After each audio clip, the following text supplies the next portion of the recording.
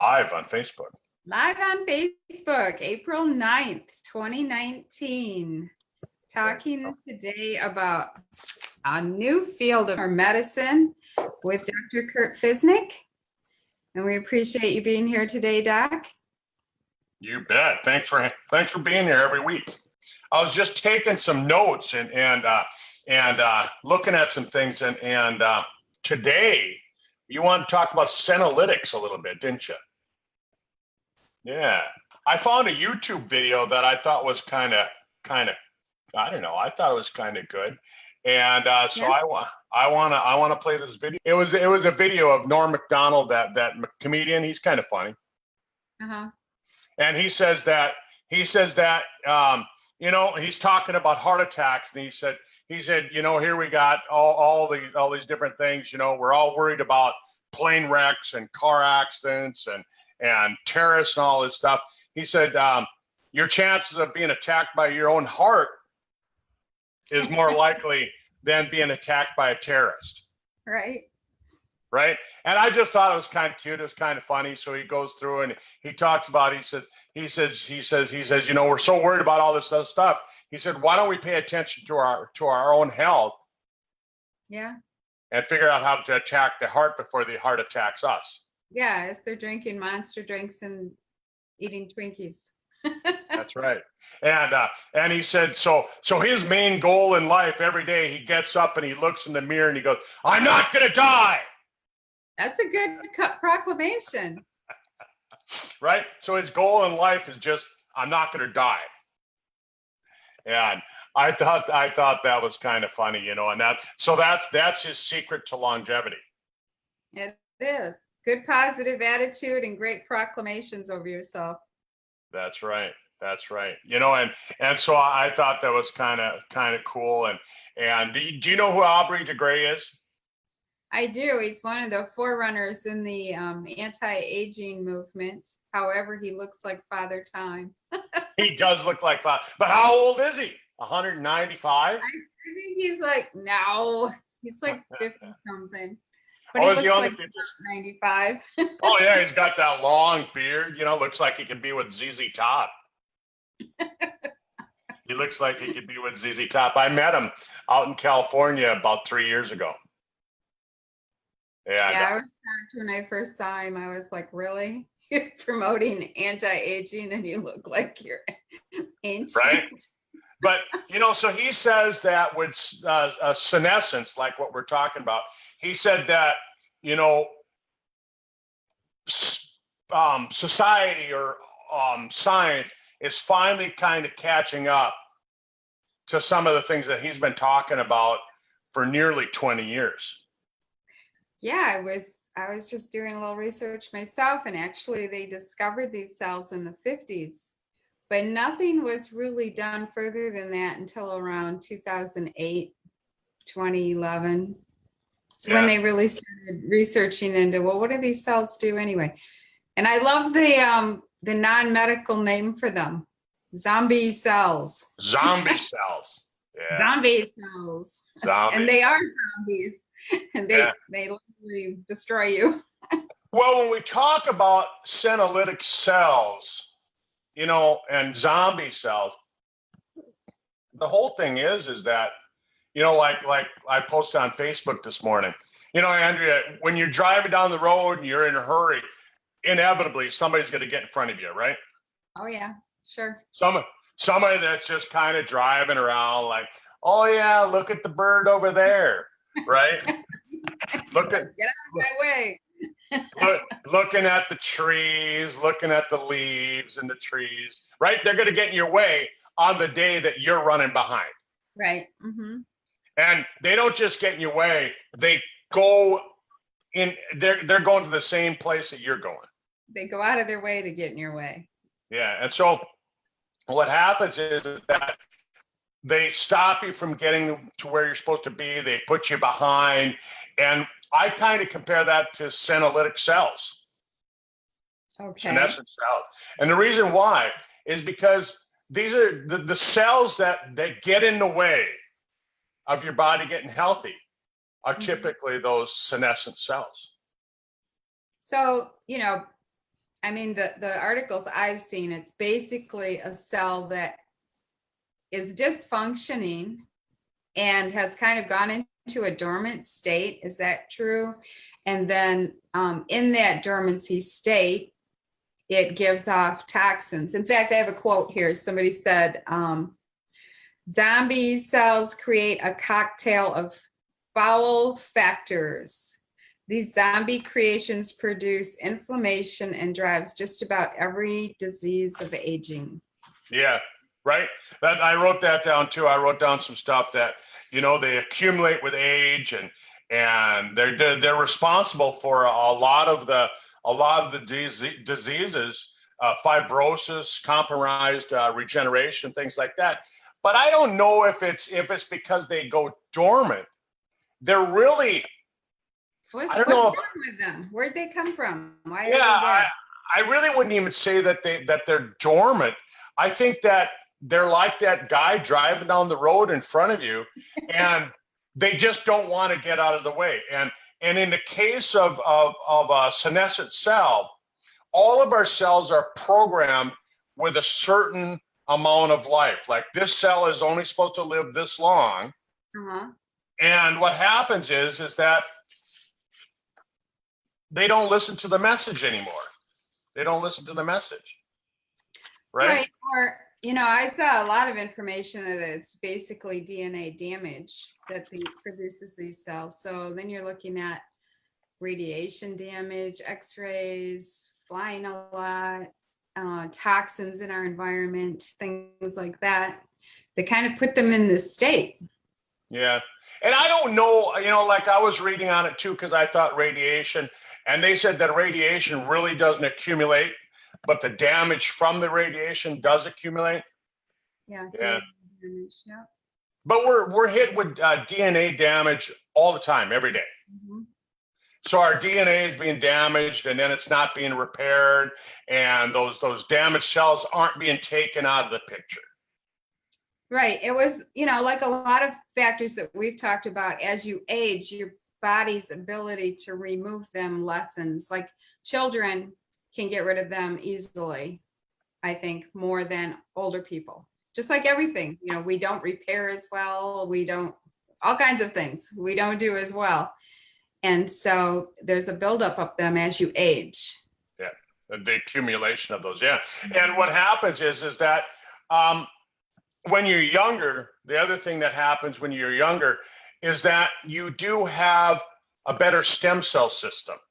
You have Right. one stem cell for every 10,000 cells. When you're our age, you have one stem cell for every 500,000 cells, for example.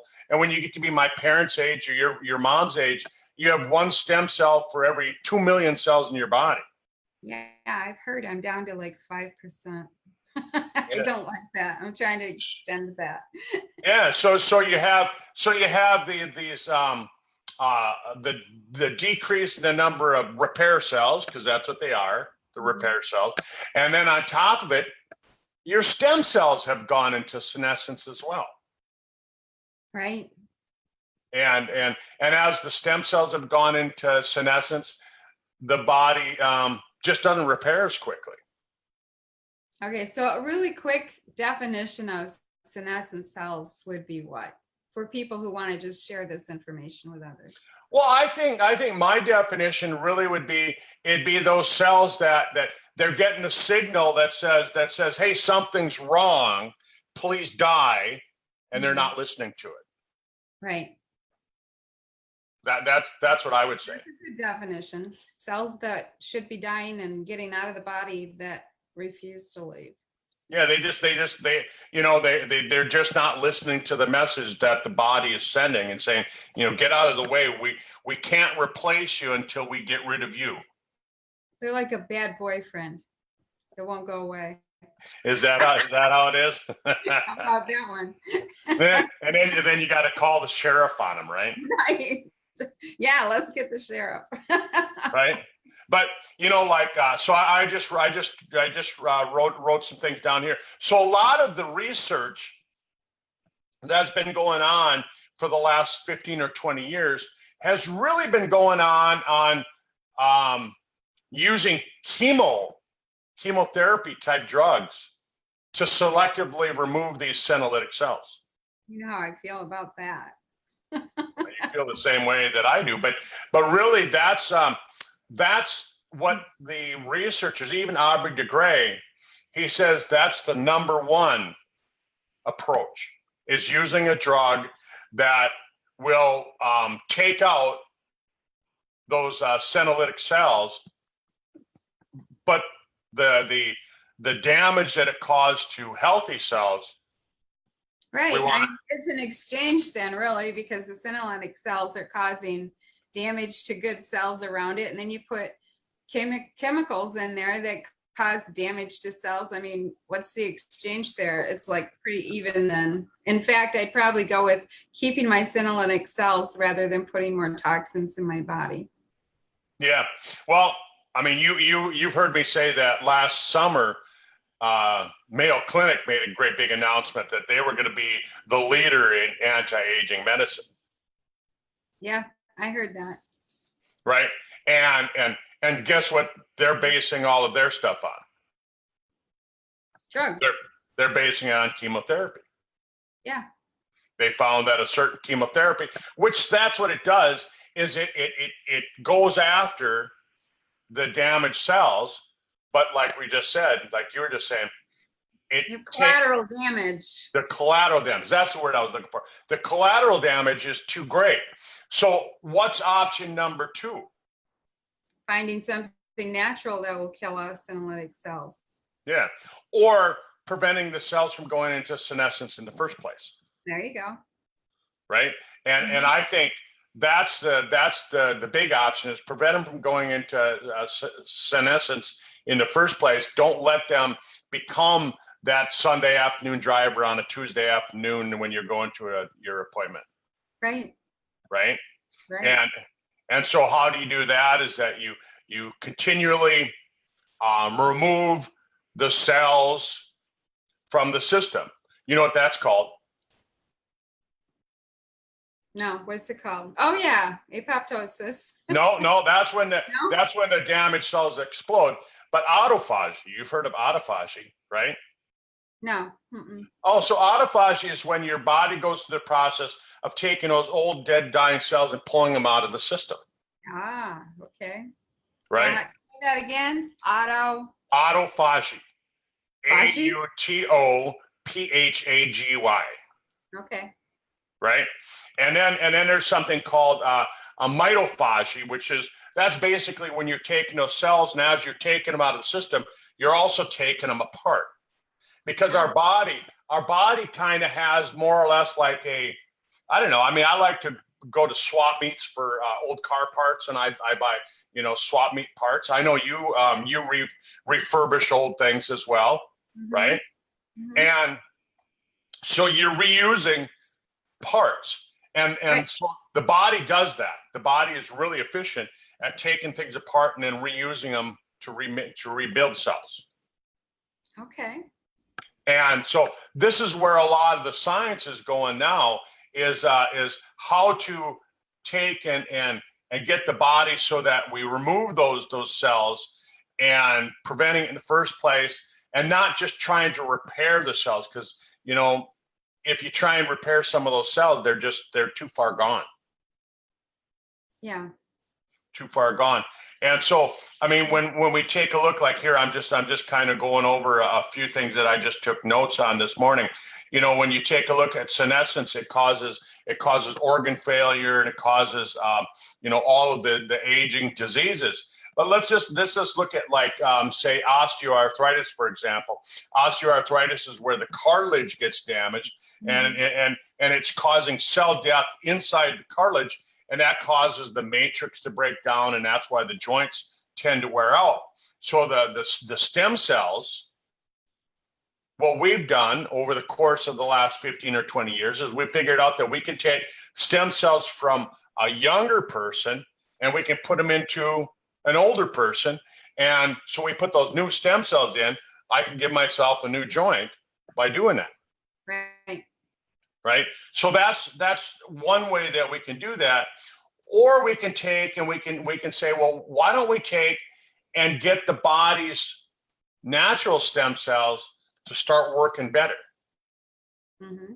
Right. And you and I know about products that do that with the H pill from Sizzle. What a great product, right? Sizzle.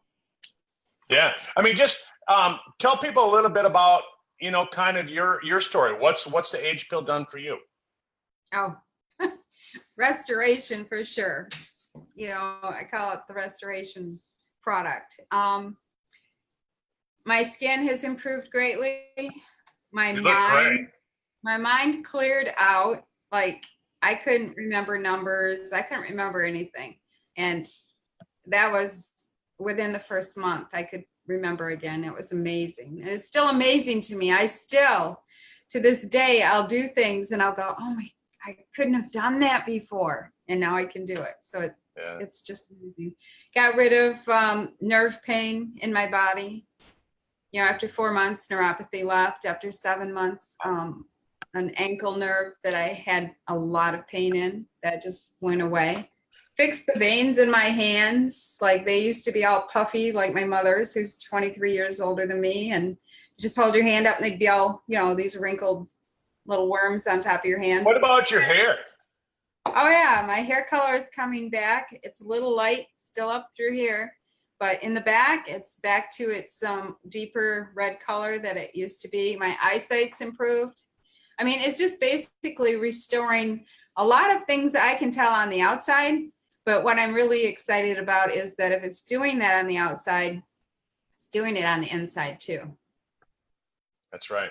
Yeah, and so what we're talking about, folks, for those of you that have just joined us or you haven't heard about the H pill, the H pill is a product from Sizzle, the company that Andrea has listed on her shirt there, and it's a product that, using modern science that has come up with a way of reactivating some of the stem cells in your body that, like Andrea's using the word dormant earlier.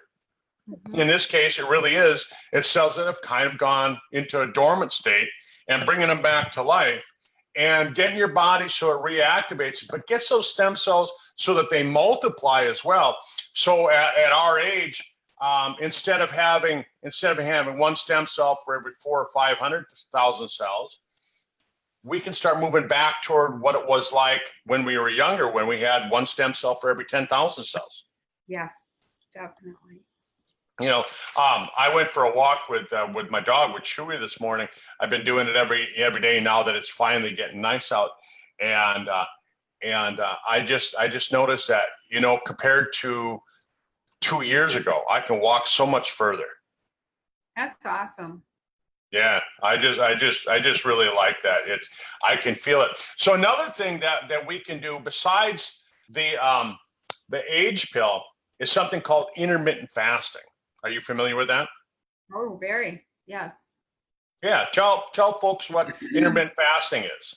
Intermittent fasting is choosing or not desiring to eat for lengthy periods of time. For instance, a lot of people are, you typically have your last meal of the evening about 6 o'clock, right? And so then you're going all night without eating, and then you may not eat again until 1 or 2 in the afternoon. So you're putting a longer time of not eating, which improves the body greatly. Like people who restrict calories more, and people who do this improve their immune system, and the restriction of calories actually lengthens your life. They found that it lengthens your life. You're healthier longer. Your health span extended from intermittent fasting. So who knew? So when you're saying intermittent fasting, I mean, really, when I started reading about intermittent fasting and diets, that basically it's like calorie restriction. Yeah, it's like the old caloric restriction diet from the 1960s or 50s, just saying, don't eat as much as you think you need. Don't eat every time you feel like you have a little hunger pain. Cut back a little bit. But all they're doing is they're controlling, and they're saying, well, Andrea, don't eat from 6 o'clock last night till noon today, and that's 18 hours. Well, I can tell you that some people who are sugar addicted would find that just torturous. They would find it unable to do that. They would be like dying all morning wanting some food, right? Mm-hmm. I do this very often. In fact, I haven't eaten yet today. But the thing is, your body has a natural mechanism to help you with that. And so you're either a sugar burner or a fat burner. And I truly believe, based on a lot of information I've seen, we were really designed to be fat burners, not sugar burners. And so our society and the availability of food and different things like that have created us all to pretty much sugar burners or sugar addicted, really, because and what's sugar? It's a fuel. It's like when you build a campfire and you have kindling and you're burning that and it burns up very quickly and you have to just keep adding it, right? But if you throw in a nice dry piece of oak on there, it's going to burn for hours. So fat burning is like burning oak versus twigs in your campfire. Well, wouldn't it be more like if you took some diesel fuel and threw it on top of the fire? Well, it could be, but I just like to think of it as once you've kicked into what they call ketosis and you're actually fat burning, you're actually using your own body's fat as fuel. Your fuel is there. It's That's already right. there, and it gives you great energy, because this is the other thing that happens. When you eat, it triggers an insulin. When you eat sugar, it triggers insulin. Insulin is required for your brain to use sugar as fuel, or the substances that come from the sugar as fuel. When you're being a fat burner, you don't need the insulin. So therefore, you're not wearing out that insulin system. But here's the problem, Andrea, and this is a problem that scientists are really looking into, is that when you're doing the fasting and you're burning the fat, Mm-hmm. aren't most toxins fat soluble? Probably. You know, not probably, they are, right? And so most toxins are fat soluble. And so what happens is all these toxins that the body doesn't know get rid of, because inside of our cell has a really good system for dealing with toxins inside the cell. Inside the cell, the body knows toxin gets in, let's wall it off, let's push it out, let's get rid of it. And we get rid of it, through different methods, sweating, urination, defecation, whatever, right? Mm-hmm. So we can get rid of toxins that way. But the toxins that accumulate on the outside, the extracellular toxins, what happens with them is that the body doesn't know how to get rid of them. And so what happens is that then these cells, they accumulate, and the body says, well, we got to put them someplace safe. And so it won't pull them into the cell, but it puts them in the fat. Mm-hmm. And so now somebody who's got an overabundant toxic load, they've got all this fat accumulation that because they had to make new places to store all these toxins.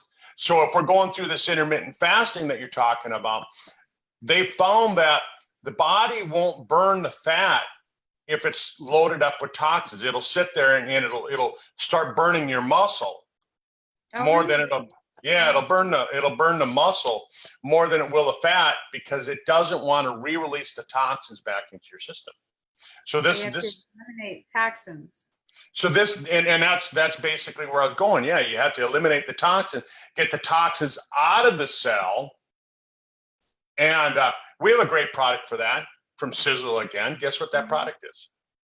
Actually, two of our products. Our products. One is H2 for sure. No, not that. That H2 helps, but it doesn't really move toxins in and out like that. Okay. Because the H2 helps power the mitochondria, which you need the mitochondria. But that's, again, we're talking about the accumulation of toxin inside the cells, so intracellular versus extracellular. So I was looking. What are the two that we should? So I was looking for the two products that have fulvic acid, not folic acid, but fulvic acid, right? And so now that I told you what ingredient, what products? Fucoidan. No. Spectromax. Spectromax? Oh, okay. Spectromax and Body Shield.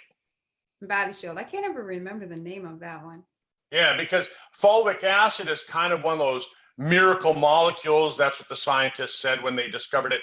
It moves healthy stuff in, it pulls the unhealthy stuff back out. So it's kind of doing both. And so they found that it can help pull some of those toxins out of your body, those accumulation of toxins. There's other things like minerals like zeolite and even spirulina, chlorella, oh,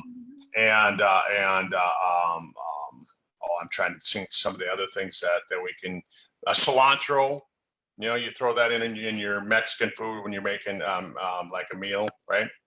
Never have. You never do? No.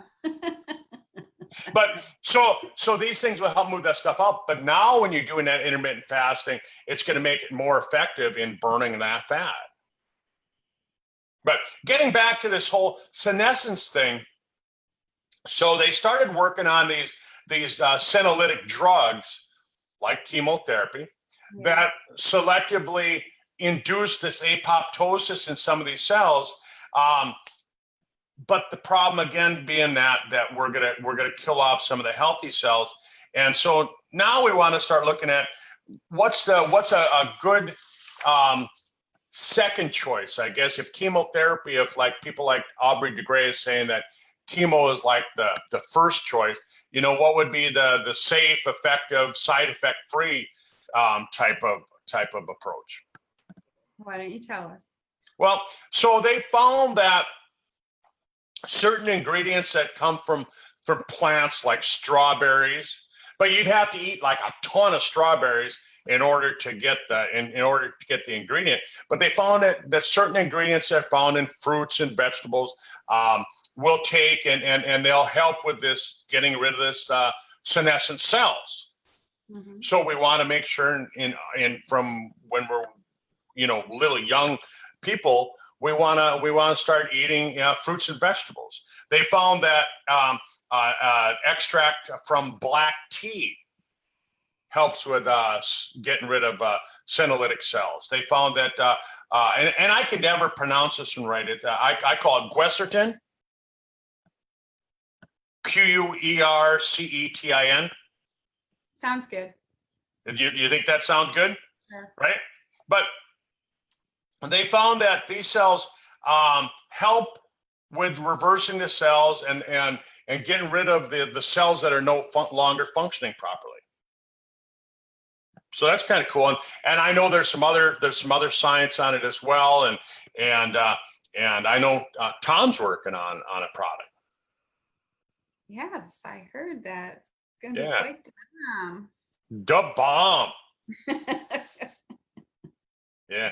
So I mean, I like that because it's basically it's saying let's get rid of all those old, dead, dying cells, you know, and then now using the age pill, let's support the mechanism, the system in your body that you can replace those old damaged cells with new healthy cells. Yeah, I'm interested in that. A little bit of information I saw where they were saying that you kill off the senescent cell and it creates a new bud to regrow a new healthy cell. What's that all about? Yeah, it's pretty cool, isn't it? Yeah, you clean it up. Basically, you're cleaning it up, and then the body says, "Hey, we got to replace it." Oh, okay. Right. What was that movie with Kevin Costner? Build it and they'll come. You know, was it Field of Dreams? Right. Something like that, isn't it? Kind of the same thing, right? Yeah. But yeah, I heard somebody, I think somebody who follows us on the call here, say, I don't know if we should name it the bomb. Like, will that get through customs? Right? Wow, I never thought about that. Maybe that's true. Oh, what do you got? Oh, I just got a bomb. The bomb. I just got the bomb. Right? But I'm just kind of looking at some of this stuff. So they're finding that these amyloid plaques, right? We've talked about amyloid plaques when we did our talks. What did we do? 3 talks on Alzheimer's? Yeah, how it builds up in the brain. Yeah, and so what that really is, when you hear people talk about amyloid plaques are where the proteins aren't shaped right. They're folded wrong. They have the wrong folds to them. Right. Wrinkles. in the protein. Mhm. Yeah. And so they found, this is kind of interesting. They found that the primary cause of death in the super centurions is because of amyloid plaque in the heart. Really? Yeah. I thought that was kind of cool. I didn't know that. I learned something this morning when I was writing my notes, that's of all the people that live to be like around 120 years old, that's usually the cause of death. Huh. So, and the reason that they studied that is because these guys like Aubrey de Grey and that want to find out how do you prevent people from dying? How do you get them to live 250, 350 years old? Mhm. And so you study the people that are already living 120. You go, well, what are they dying from? Right. Right. And they found it was amyloid plaque, and then amyloid plaque, of course, with Alzheimer's. And then they're studying, the thymus gland, because the thymus gland has to do with the immune system. So they're really studying that as well, and mitochondrial repair, stem cell. So the big thing with the Senolytics then is really looking at the fact that our cells have a programmed lifespan. Okay. And when they go into senescence, they just aren't listening to the message. Listen up. Listen up. There's something wrong with you. You gotta die. You're out of here. You're out of here. So that's that's kind of thing. So when we take a look at like cancer cells, for example, cancer cells, not only do they not listen to the message that says, hey, there's something wrong with you, you got to die, get rid of yourself, but then they start reproducing at a rapid rate, and so they go haywire that way. The DNA that controls their lifespan is damaged, but the DNA on the other stuff is damaged as well. And so that's what cancer cells is. So if we can kill these senolytic cells before they kill us, it'd be kind of cool. That would be a good thing. It would be a good thing. It would be a good thing. So, I'm just kind of, watching my notes, watching the time, and it's science is really cool. They've I was just reading this morning. I was surprised that they've raised over $100 million studying Senolytics. That's a new science. It's called Senolytics. I have a little quote here I wrote down that was pretty interesting. It says, and this is about this field, senolytic field. It says, I've never seen a field grow so quickly. Laura Niederhofer from Minnesota Medical School said, there is a recognition that this has potential here to go to the root cause of aging. So it's like the field is growing very quickly because they're going to probably have a lot of discoveries in regards to this. But, at the same time, when I did my when I did my talk down in Australia, and I'm going to talk when you and I go on our tour of the Midwest here coming up in a month. What can you believe? It's just a month away. I know. That's going to be fun. But one of the things that I talk about is that as I go to these anti-aging conferences, we talk about all the great things that we're getting people to live longer. We're starting to figure out how to prevent the aging diseases like heart disease, Alzheimer's, Parkinson's, different things like that. And so we're improving the lifespan and we're improving the health span. But one of the controversial things that they talk about is the fact that, well, aren't we going to have a problem if everybody lives to be too old? No, I don't think so. And why is your thinking on that? I mean, I just want to get your opinion. Well, I've seen reports that you could take everybody on planet Earth and put them in one section of a country, like I don't even remember what country they said or whatever. And there's plenty of room for lots of people. Lots of people. Yeah. Yeah, Yeah. and we have tons of resources that haven't even been tapped. We also have tons of medical technology to keep people healthier that hasn't been released. It's been suppressed for years. And I truly believe that in the very near future, we're going to see a release of that medical technology that's going to get rid of a lot of the disease. And so people will be functional. People will be able to produce and contribute to society longer. Yeah. Well, and we're already seeing some of the effects of increasing our health span, increasing our lifespan. I mean, aren't we already seeing the effects? Because back when we were kids, it was pretty common to see a family with 5 or 6 kids. Yeah. Mm-hmm. And you don't really see families with 5 or 6 kids anymore.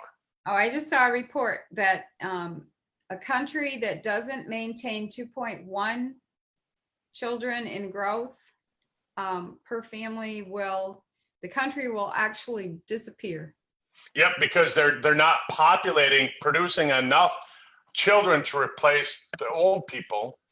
And so almost all of Europe and even United States is only doing 1 point something. Yeah, 1.2 to 1.6. Yeah, so the thing is that's kind of what I was getting at. Yeah. So when you hear people saying, "Oh yeah, but if we all live to be 125, 150, 250 years old, the problem with it is that we're going to have too big of a population. We can't sustain that." Well, that's actually already been proven that it's not true, because as you live longer, you tend not to have so many children. And you start to have kids even later in life, because you go, well, if I'm going to live to be 250, I'm going to enjoy some of the things when I'm younger and not have my kids till I'm older. Yeah, well, the other thing is that people, because of what we've experienced through the last many generations, that people typically live to be around 80, right? That's a typical thing. That we can't in our minds really comprehend living to be 150. We only see it as being from about age 75 to the next 75 years of being like decrepit and in disease and not functioning well. And that isn't what we're talking about. We're talking about that, these discoveries are going to extend our health span, and we're going to be like, instead of being the typical 80-year-old that we are today, when we're 80, we're going to be more like we're 40. Yeah. And look at that. I mean, there's 1,000 things I'd love to do, especially now that I'm older and, have a lot of life experience under me. There's a bunch of things I'd like to do, but I'm like going, there isn't enough time for me to do all that stuff that I want to do. Well, and the other thing is that as you're talking about that, it made me think that, so there's going to be a lot of people that are going to stay in the workforce longer, right? Mm-hmm. And that's gonna eliminate the job possibilities, career possibilities for younger people. Well, not necessarily if we're not producing enough children. Yeah. Well, but if we take and we start moving people as they get older more into more advisory roles and consultant type of roles, right? And maybe the younger people could actually start to learn to listen to older people instead of thinking that they know more all the time. But that's another subject. You have a supplement for that? Yeah, we don't. I'd like one. Yeah, I think it's like my dad used to do. He'd just take his belt out and he'd show it to us. Right? It doesn't work when they get 40, though. I don't know. It might work. I don't think so. But, so I mean, there's a lot of things as we talk about it, and I know folks, we're getting kind of off the subject of the Senolytics, but it's really kind of on the subject, because if we're going to get people so that they stay healthier for longer periods of time, and they found that, like Andrea mentioned, inflammation is a main component of almost every chronic disease. If we can just simply figure out how to get rid of inflammation and get rid of the things that cause inflammation, that by itself will improve the health span. Right. Right. And you'll have a lot less pain. Yeah. And then if we can take and figure out how to make the digestive system work better, Mhm. That's going to get rid of a lot of the inflammation, because a lot of our inflammation actually starts in the gut. So if we can go after that, we can fix the immune system. And we see a lot of scientists putting time into that. And then if we could take and develop products like the age pill, that's going to make it so that your body's own repair cells are always constantly replenishing themselves. That's a good thing. And then if we can come up with something like we're talking about today with the Senolytics, which is basically get rid of those cells that need to be taken out of the system. They need to be just plucked out. Yep. Right. So anyhow, I think that pretty much covers the topic, doesn't it? I mean, in a nutshell. So, I mean, it's basically pretty simple. It's, where your definition was, or Yes. mine, like a bad boyfriend that won't go away. So Right. But yeah, it's just those cells that won't listen to the message that they've been programmed to get rid of. And so we'll get rid of them. We'll figure out how to get rid of them. Anyhow, so Andrea, I'm going to hand it over to you, and I'm going to let you close out the call. And thanks everyone. Thanks for being here. And just kind of think about what we're talking about. It's just food for thought for the future. That's right. Yeah. So Doc and I and many, many other people represent a company called Sizzle. I know that's backwards to you, but it's SISEL.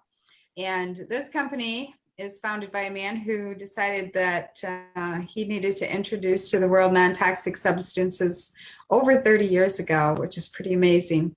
All of our products are high quality and non-toxic and cutting edge on this anti-aging movement. So if you're just seeing this today, maybe a friend shared it with you or you saw it on their wall, go ahead and get back with that friend and ask them, for more connections and more information, and just learn about some of the things that we're sharing here and learn about some of the products that we have available to you that are very unique to the world.